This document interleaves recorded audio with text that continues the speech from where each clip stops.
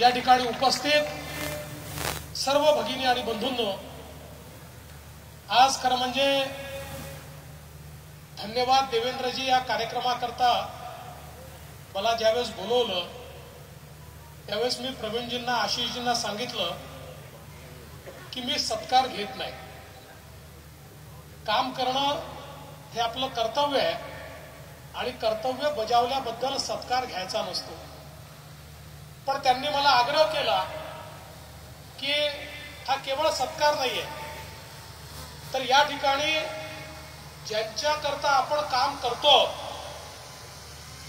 त्यांच्याशी संवाद आहे, त्यांच्या आशा आकांक्षा अपेक्षा काय आहेत हे तुमच्यापर्यंत पोहोचवण्याचं माध्यम हा कार्यक्रम आहे. आणि म्हणून या कार्यक्रमाला तुम्ही आलं पाहिजे आणि मी तो स्वीकारला. म्हणून सर्वप्रथम मी या कार्यक्रमाकरता मला बोलवल्याबद्दल मंचावरच्या सगळ्यांचे आभार तर मानतोच, पण आपले सगळ्यांचे आभार मानतो. कारण हे जे काही निर्णय आम्ही घेऊ शकलो ते केवळ आणि केवळ आपल्यामुळे घेऊ शकलो. खरं तर मगाशी गृहनिर्माण मंत्र्यांनी उल्लेख केला की ज्यावेळी मुंबईच्या विविध प्रश्नांचा आणि गृहनिर्माणच्या प्रश्नांचे आम्ही अभ्यास केला, प्रवीण भाऊंसोबत 2019 साली अनेक बैठका आम्ही केल्या आणि मुंबईतला मराठी माणूस स्वतःचं घर का मिळवू शकत नाही, त्याला त्या ठिकाणी आपलं हक्काचं घर का मिळत नाही, काय काय अडचणी त्याच्यामध्ये आहेत याचा अभ्यास केल्यानंतर त्याच्यावर एक सविस्तर अशा प्रकारचा शासन निर्णय 2019 साली आपण घेतला. अतिशय क्रांतिकारी निर्णय होता आणि त्याची अंमलबजावणी सुरू केली.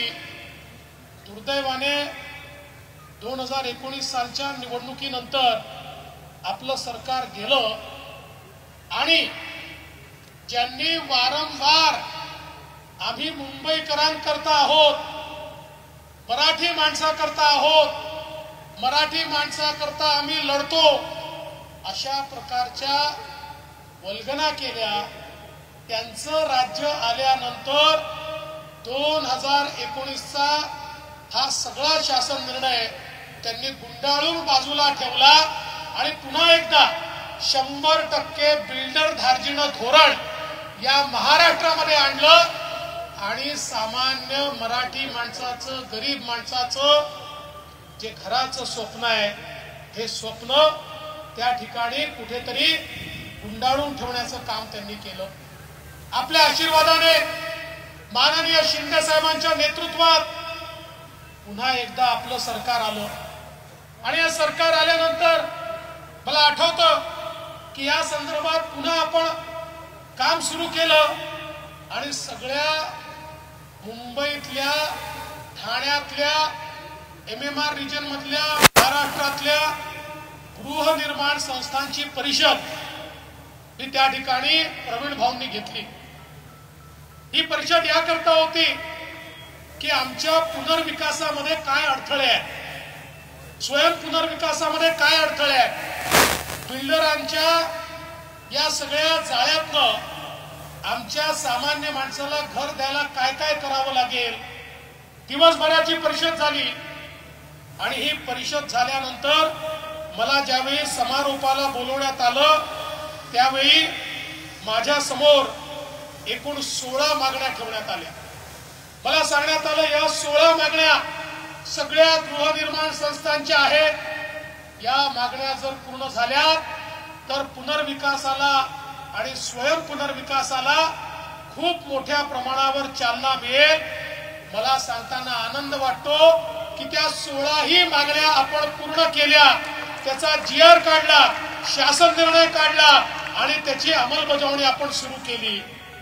आणि ती अंमलबजावणी झाल्याबद्दल या ठिकाणी खरं म्हणजे धन्यवाद देवेंद्रजीचा कार्यक्रम आपण केला. पण मला याची पूर्ण कल्पना होती की 16 मागण्यांनी संपूर्ण गृहनिर्माणाचे प्रश्न संपू शकत नाहीत. त्यामुळे मला याची कल्पना होती की या ठिकाणी जेवढे हार मिळणार आहेत त्या हारामध्ये जेवढे फुलं आहेत त्या फुलामध्ये जेवढ्या पाकळ्या आहेत तेवढ्याच सगळ्यांच्या अपेक्षा आहेत. आणि काल आमच्या प्रवीण दरेकरजींनी, प्रसादनी, आशिषजींनी, आमच्या सगळ्या मंत्री महोदयांनी माझी भेट घेऊन नव्याने 35 मागण्यांचं एक डेलिगेशन मला दिलं आणि सांगितलं 16 मागण्या तर साहेब फार चांगल्या झाल्या, पण आता या 35 मागण्या आहेत, या 35 मागण्या जर मान्य झाल्या तर सामान्य माणसाला, मराठी माणसाला, गरीब माणसाला, झोपडपट्टीमध्ये राहणाऱ्या माणसाला, चाळीत राहणाऱ्या माणसाला, तागडी सिस्टीम मध्ये राहणाऱ्या माणसाला त्या ठिकाणी न्याय मिळेल.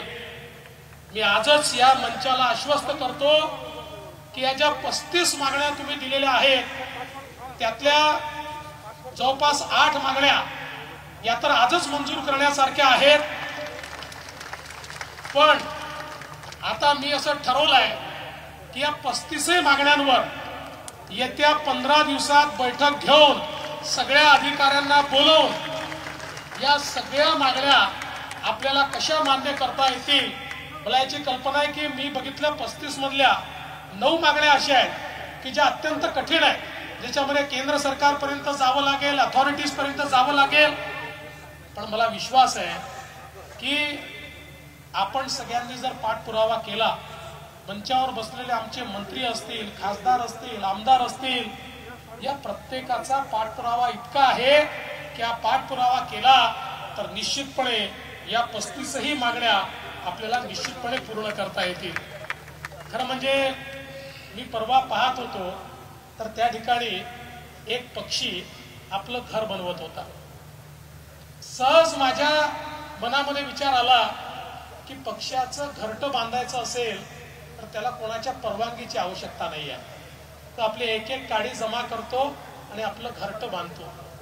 पण मनुष्याला जर घर बांधायचं असेल आणि तेही मुंबईत बांधायचं असेल आणि तेही पुनर्विकासात बांधायचं असेल तर 2-2, 3-3 पिढ्या निघून जातात, पण त्याचा पुनर्विकास त्या ठिकाणी होत नाही. आणि म्हणून कुठेतरी आपल्याला मनुष्याचे ज्या आशा आकांक्षा अपेक्षा आहेत त्या आशा आकांक्षा अपेक्षांना देखील आपल्याला पक्षाप्रमाणे पंख द्यावे लागतील. आणि या सगळ्या ज्या अडचणी आहेत या अडचणी आपल्याला दूर कराव्या लागतील. आजचा कार्यक्रम या अडचणी दूर करण्याचाच कार्यक्रम आहे हे सांगण्याकरता या ठिकाणी आलो आहे.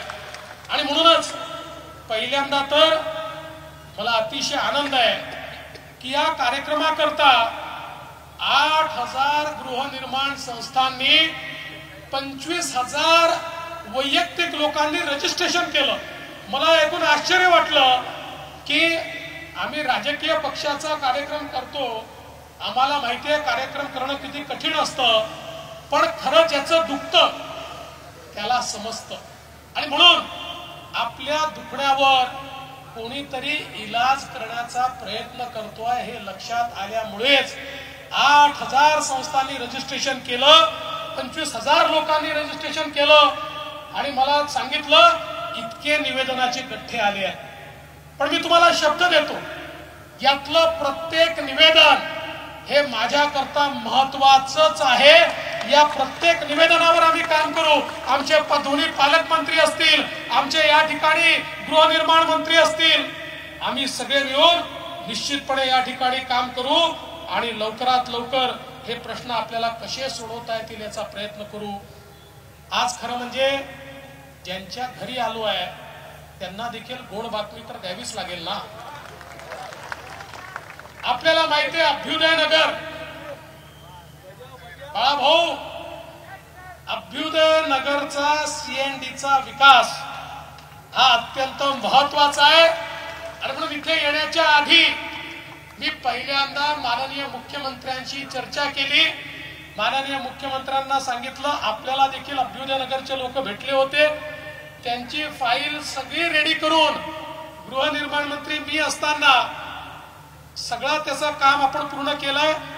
अतुल सावेंनी उरलेलं काम करून ती आता कॅबिनेट पर्यंत पोहोचवली आहे आणि मुख्यमंत्र्यांनी मला परवानगी दिली की माझ्या वतीनं तुम्ही घोषणा करा की पुढच्या कॅबिनेट मध्ये अभ्युदय नगरचं सीएनडीचं प्रपोजल हे कॅबिनेट समोर घेण्यात येईल आणि अभ्युदय नगरचा विकास हा त्या ठिकाणी सीएनडी पद्धतीनं, आणि केवळ अभ्युदय नगरच नाही बांद्रा रिक्लेमेशन असेल, आदर्शनगर वरळी असेल, यांचं त्या ठिकाणी विकास हा करण्यात येईल। आमचे कालिदास कोळंबकरजी या ठिकाणी बसले आहेत। कालिदासजी बसले आहेत म्हणजे पोलीस महिलांचा विषय हा त्या ठिकाणी मांडल्याशिवाय ते राहणार नाहीत। आमच्या भगिनी आलेल्या आहेत। आपण 27 पैकी 17 वसाहती आता पोलिसांच्या म्हाडाकडनं विकसित करण्याचा निर्णय घेतलेला आहे आणि आमच्या पोलीस महिलांच्या मनातला जो निर्णय आहे तो देखील अंतिम टप्प्यामध्ये आणलेला आहे। लवकरच त्या संदर्भातली घोषणा देखील कालिदासजी आम्ही करणार आहोत, कारण मला माहिती आहे ती घोषणा केल्याशिवाय तुम्ही मला सुखाने जगू देणार नाही। कालिदासजींचा जो फॉलोअप असतो तो सकाळपासून रात्रीपर्यंत असतो। रात्री कधीतरी 12 वाजता मला फोन करतात आणि सांगतात माझ्याकडे सगळ्या महिला आलेल्या आहेत आणि आत्ताच्या आत्ता निर्णय करा। त्यामुळे आमच्या पोलीस महिलांचा निर्णय देखील आपण लवकरात लवकर करू। मला आनंद आहे इतके वर्ष या बीडीडी चाळींमध्ये आमचा मराठी माणूस ज्या ठिकाणी राहत होता त्या ठिकाणी खऱ्या अर्थानं 1990 पासून विकासाच्या गोष्टी चालल्या होत्या, पण विकास होऊ शकला नाही कारण त्याच्यामध्ये वेस्टेड इंटरेस्ट होता। लोकांना ही प्राईम जागा दिसायची, तिथले माणसं नाही दिसायचे, तिथला FSI दिसायचा। FSI ज्यावेळेस मी मुख्यमंत्री झालो त्यावेळी आम्ही ठरवलं काय वाटेल ते झालं तरी बीडीडी चाळीचा विकास करायचा। आम्हाला FSI ची चिंता नव्हती, आम्हाला त्या भिंतींमध्ये राहणाऱ्या लोकांची चिंता होती। त्या ठिकाणी 100 स्क्वेअर फुटामध्ये राहणारा आमचा जो सामान्य मराठी माणूस आहे याला घर मिळालं पाहिजे। पहिल्यांदा आम्ही निर्णय केला बिल्डर नको, या ठिकाणी म्हाडा त्याचा विकास करेल आणि त्या संदर्भात सगळे निर्णय घेतले। आता मोठ्या मोठ्या इमारती उभ्या होत आहेत आणि 100 स्क्वेअर फुटात राहणाऱ्या व्यक्तीलाही 560 स्क्वेअर फुटाचं घर हे त्या ठिकाणी आपण देतोय। आज त्या उंच इमारती पाहिल्यानंतर मला आनंद वाटतो की आम्ही केवळ मराठी माणसाच्या गप्पा मारल्या नाहीत, तर आज महाराष्ट्रातला सगळ्यात मोठा पुनर्विकासाचा प्रोजेक्ट हा कुठला असेल तर तो बीडीडीचा प्रोजेक्ट आहे की ज्याच्यामध्ये आपण काम केलंय। PMGP कॉलनी पूनमनगर असेल, अंधेरीतले काही वसाहती असतील, याच्याही विकासाचे प्रश्न हे म्हाडाच्या माध्यमातून आपल्याला करायचे आहेत। सुनील राणेजी गिरणी कामगारांचा विषय तुम्ही अत्यंत चांगल्या प्रकारे या ठिकाणी लावून धरला। मुख्यमंत्री महोदयांच्या नेतृत्वात आता पात्रता झाली आहे, आता त्यांचं घरांचं स्वप्न पूर्ण करण्याकरता आपण अतिशय गतीने या ठिकाणी काम सुरू केलं आहे। गोरेगावातल्या पत्रा चाळीचा प्रश्न तर कित्येक वर्ष हा त्या ठिकाणी पेंडिंग होता, तो प्रश्न देखील आपण मार्गी लावला। वर्षानुवर्ष भाड्याच्या घरात राहणारे ज्यांचा FSI काही बिल्डरांनी विकून खाऊन टाकला आणि ते मात्र बेघर राहिले आणि या ठिकाणी अनेक लोकांनी त्यांना गंडवलं, अनेक लोक त्यांना मोर्चामध्ये घेऊन जायचे, त्या ठिकाणी नारे द्यायला लावायचे, पण त्यांचं काम मात्र त्यांनी केलं नाही। ते काम देखील मार्गी लावण्याचं काम आपण या ठिकाणी केलं।